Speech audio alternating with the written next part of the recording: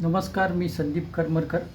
मी आज इंट्राडेला रस्तमजी हा जो शेअर घेतला होता तो टोटल 782 शेअर घेतले होते आणि इंट्राडेला तो खूप खाली गेला आणि त्याच्यामुळे जवळपास लॉस जो झाला तो 18,000च्या आसपास झालेला आहे. तर 18,000 रुपये लॉस झाला आणि शेअरचा भाव खूप खाली पडला होता.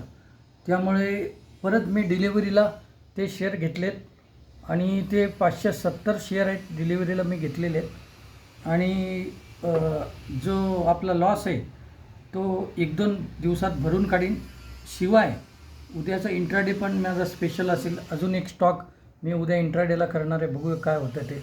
आपण माझा व्हिडिओ बघताय याबद्दल धन्यवाद, आभारी आहे. मी तुम्हाला लॉस दाखवतो, लॉस केलेला तुम्हाला दाखवतो.